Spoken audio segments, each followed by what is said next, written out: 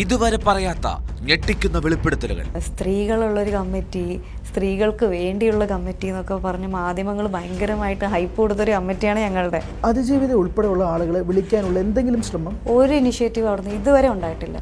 അവർക്ക് ചിലർക്ക് താല്പര്യമില്ല ഇവർ വരുന്നതിൽ എന്ന് എനിക്കൊരു കാര്യത്തിൽ ഉറപ്പാണ്. ഒരിക്കലും നമ്മുടെ മെമ്പേഴ്സ് അങ്ങനെ പറയുന്നു ഞാൻ വിശ്വസിക്കണില്ല. താരസംഘടനയിൽ നടക്കുന്നത് കേട്ടാൽ മലയാളികൾ ഞെട്ടുന്ന കാര്യങ്ങൾ. പലർക്കും കിട്ടേണ്ട അവസരങ്ങൾ പോലും നിഷേധിച്ചിട്ടുണ്ട്. ചില കലാകാരന്മാരെ പാട്ട് പാടാനൊന്നും സ്റ്റേജിൽ കയറ്റിയില്ല. ഞാൻ പറഞ്ഞു ഞാൻ അതൊന്ന് പറഞ്ഞോട്ടെ. ഇല്ല അൻസിബ അത് പറയാൻ പാടില്ല. അൻസിബ ഇതിന് മാറ്റിയ കാര്യം ആരോടത്തും പറയണ്ട. ഇപ്പോൾ ഇനി മുതൽ അൻസിബ നമ്മുടെ മെമ്പേഴ്സുമായിട്ട് സംസാരിക്കേണ്ട. ഒന്നൊന്നായി ആദ്യമായി വെളിപ്പെടുത്തി അൻസിബ.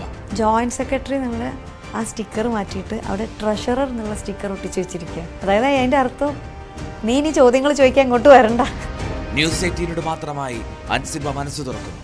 വേറെ ഏതൊക്കെ മെഡിസിൻ കമ്പനികളുമായിട്ട് ടൈപ്പ് ചെയ്തിട്ട് അങ്ങനെ മെഡിസിൻസ് അയക്കുന്നത്. അപ്പോൾ പല സ്ഥലങ്ങളിൽ നിന്ന് മെഡിസിൻ പോകാൻ തുടങ്ങി. ഇത് ഏതൊക്കെ മെഡിസിൻ കമ്പനികളിൽ നിന്നാണ് ഇത്രയും മരുന്നുകൾ പോണതെന്ന് ഞാൻ ഉൾപ്പെടെ പലർക്കും അറിയില്ല കമ്മിറ്റിയിലിരിക്കുന്നത്.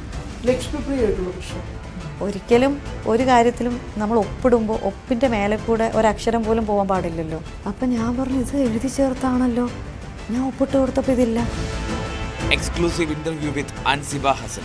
ഇങ്ങനൊരു കാര്യത്തിൽ ഇങ്ങനെയാണെന്നുണ്ടെങ്കിൽ ഇവിടെ എന്തൊക്കെ വലിയ വലിയ കാര്യങ്ങൾ നടക്കുന്നുണ്ട്. ഓരോരുത്തരുടെ അവസ്ഥ എന്തായിരിക്കും? ഭയം തോന്നും.